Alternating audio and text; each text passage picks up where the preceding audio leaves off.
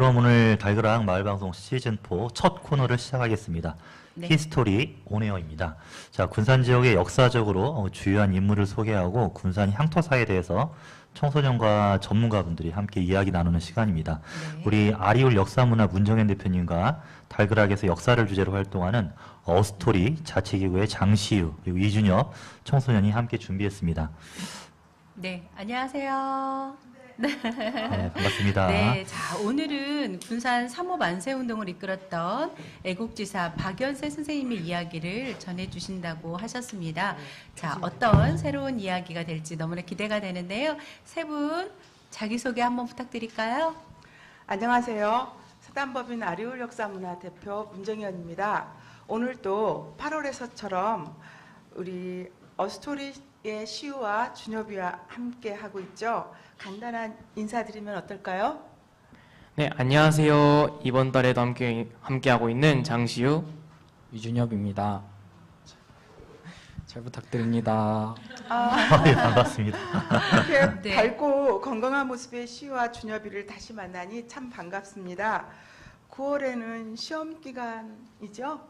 그죠? 네. 좀 분주했겠는데 준엽이에게는 이번 9월이 어땠나요? 이번 9월에 시험 기간이라서 평일에도 학교가 끝나면 바로 학원을 가기도 하고 토요일에도 아침에 학원을 가기도 했습니다. 시우는?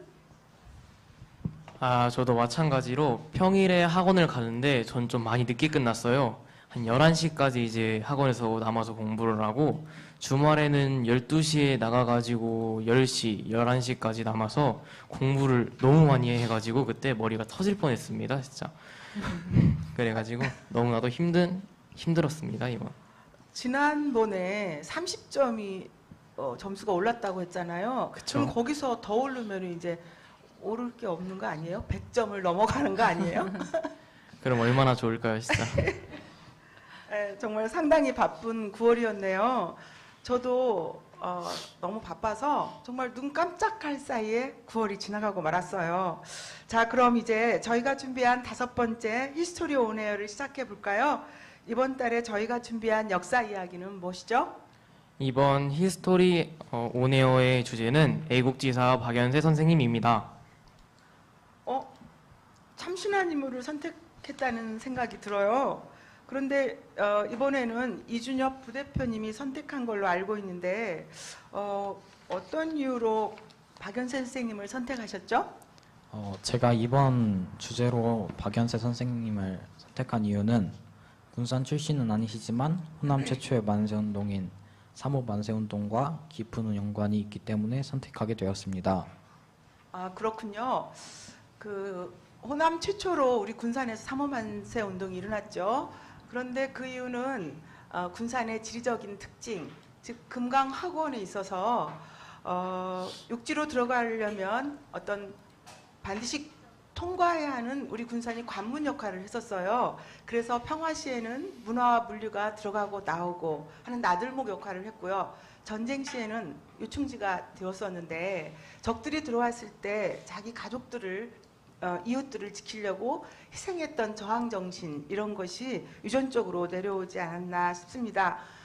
그런데 일제 강점기에 일제 압제에 항거하는 그 호남 최초 3.1운동이 일어날 수밖에 없었는데 그 중에서 정말 중심 역할을 했었고 또 달그락 방송에서 인물로 선택한 것은 정말 탁월한 선택이라고 봅니다. 네, 우리 박연세 선생님과 관련된 장소를 탐방 다녀왔죠. 네, 그렇죠. 함께 시청해 보겠습니다.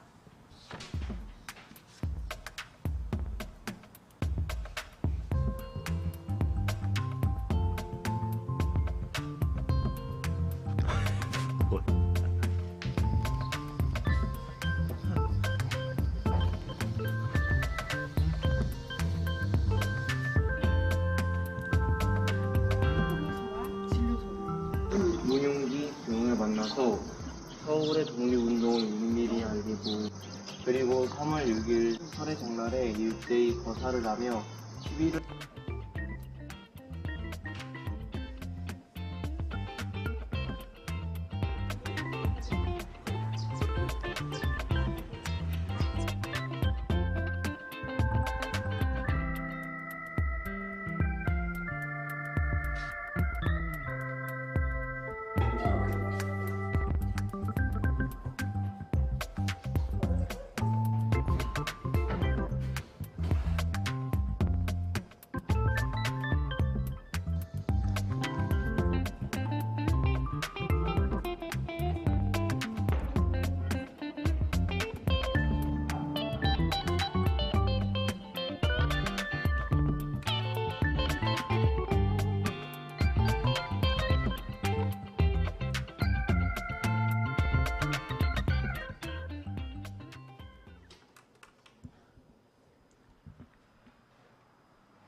네, 영상 잘 보셨나요?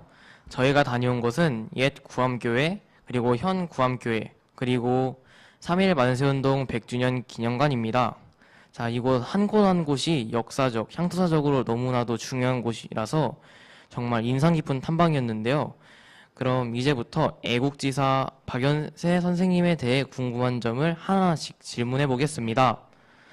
그럼 첫 번째로 애국지사 박연세 선생님께 대해 소개를 부탁드리겠습니다.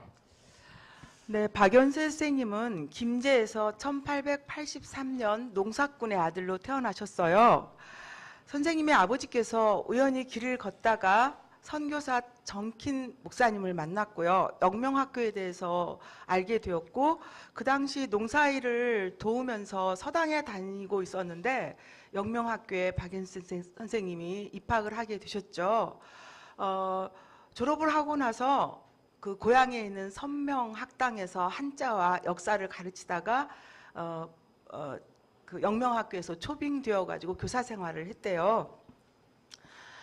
그런데 1919년 3월 5일 운동의 주동 역할을 하시다가 정보가 발각되어서 경찰서에 잡혀갔고 대구 형무소에서 2년 6개월 동안 수감 생활을 했어요. 형무소에서 나와서 교사 활동을 할 수 없어서 평양신학교에 입학했고, 또 졸업하신 후 익산의 고현교회 동령교회에서 심호하시다가 1926년에 목포 양동교회에서 목사님으로 심호하셨대요. 근데 그 후에 이제 신사참배를 또 거부하셨고, 또 다시 수감되어서 감옥에서 여기도 이제 대구 형무소에서 1년 동안 생활하셨는데 너무 추워서 그야말로 동사하셨다고 그래요. 이렇게 이제 결국은 순교를 하셨는데 한 분의 일생이 이렇게 짧게 정리되다니 좀 신기하죠, 그죠?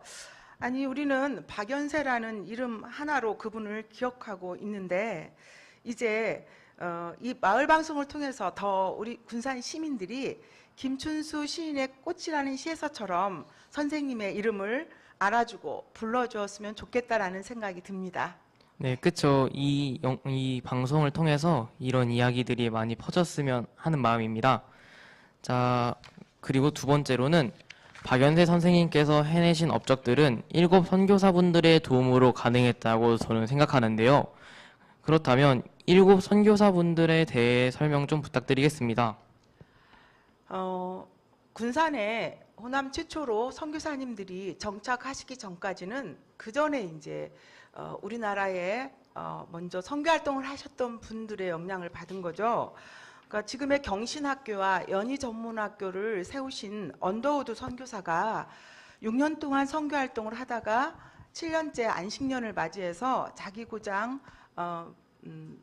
그 테네시주 대시빌에 가서 선교 보고를 하고 있는 중에 남장로교 선교 청년들이 감동을 받은 거예요. 그래서 우리도 조선에 가서 선교 활동을 하고 싶다 하니까 선교 본부에서 거절을 했대요.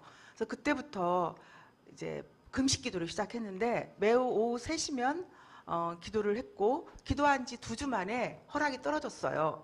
그래서 1892년에 2개월에 걸쳐서 항해를 통해서 제물포에 도착했고요. 그리고 1년 동안 선교 답사 활동을 하다가 결국 가장 적절한 곳이라고 생각을 해서 군산에 정착을 하게 되었는데, 이분들이 이제 남성들이 먼저 간다고 자원을 했는데 아니다. 여자와 함께 가야 된다. 돕는 자가 함께 있어야 된다고 해서 결혼을 하고 오셨어요. 정킨 선교사는 메리 레이번이라는 그 선교사와 함께 결혼을 했고, 레이놀즈는 패싱 볼링과 결혼을 했고, 그리고 테이트를 하는 선교사는 자기 여동생 마티 테이트와 같이 왔고, 유일하게 혼자 온 선교사는 데이비드라는 선교사예요. 그래서 이렇게 7명이 왔는데, 이분들은 실은 집안도 부유했고 뭐 학력도 높고 해서 미국에서도 얼마든지 유복하게 살 수 있었는데, 조선에 와서 이렇게 희생적인 선교 활동을 했는데, 예를 들어서 정킴 목사님은요, 자기 자녀들 아들 3명을 잃었어요. 그리고 본인 또한 풍토병에 시달리다가 짧은 일생으로 1908년에 돌아가셨고, 그리고 그 부인인 레이번 여사는 뱃속에 아이를 가진 상태로 미국으로 돌아가야 했대요. 이렇게 정킨 선교사님뿐만 아니라 7분 모두 한 분 한 분이 그 소명 가운데 자신의 삶을 희생하면서 사셨던 분들입니다. 와, 근데 선생님이 해주시는 이야기 하나하나에 또 다른 이야기들이 있는 것 같아요. 그래서 너무 인상 깊게 들을 수 있는 것 같습니다. 3.5 만세운동이 호남 최초의 만세운동이라고 했었는데 만세운동이 어떻게 시작됐고 어떤 영향을 끼쳤는지가 궁금해요. 그러니까 김병수 선생님의 박연세 선생님의 제자였던 김병수가 연세 세브란스 의전을 다니고 있다가 그곳의 약국장이었던 민족대표 33인 중에 한 분인 이갑성이 독립선언서 200장을 주면서 너희 군산에도 이걸 전달을 하라는 부탁을 받았어요. 그래서 박연세 선생님한테 전달했고, 박연세 선생님은 동료들과 함께 이제 3.1운동을 계획을 했죠. 근데 지금도 그 장날이 군산에 며칠과 며칠인지 아세요? 끝 날짜. 1일과 6일이거든요. 네. 그때도 마찬가지였어요. 그래서 3월 6일 날 설해장터에서 만세운동을 하자라고 계획을 했는데 그 정보가 발각된 거예요. 그래서 잡혀가셨고, 그때 이제 하루 앞당겨서 영명학교 학생들을 중심으로 해서 멜볼린 여학생들 또 애수병원 직원들 이렇게 합세해서 경찰서까지 가는 중에 설해장터를 지나간 거예요. 그럴 때 설해장터에 있던 사람들이 함께 합세를 해서 경찰서까지 왔고, 그 만세운동을 하다가 정말 많은 사람들이 다치기도 하고 잡혀가기도 했는데, 그날을 계기로 해서 군산에서만 28번 만세운동이 일어났대요. 네. 근데 그 3.5 만세운동이 뭐 특별히 즉시에서 성공하고 바로 잡혀갔던 분들을 풀어주고 이러진 않았죠. 하지만 그 3.5 만세운동이 호남 최초에 일어났던 만세운동이었고요. 그걸 계기로 해서 호남 지방에도 번졌고 전국적으로 번지는 어떤 불쏘시개 역할을 했습니다. 아, 그렇군요. 아, 그리고 또 궁금한 게 있어요. 현 구암교회를 가보니까 다른 교회와 다르게 정말 큰 높이가 큰 두 종탑이 있던데 왜 이렇게 그 두 종탑들을 높이가 크게 지은 건가요? 그러니까 현 구암교회는 2003년에 호남 선교 기념 예배당으로 세워졌거든요. 근데 그 보통 교회는 종탑이 1개죠.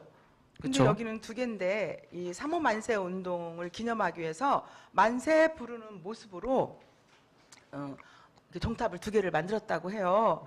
그리고 그 높이는 또 몇 미터인지 아세요? 3.5 만세냐 3.5m? 3.5m 아닌가요? 3.5m 곱하기 10? 350? 아이 곱하기 35? 10! 죄송해요. 재밌게 하려고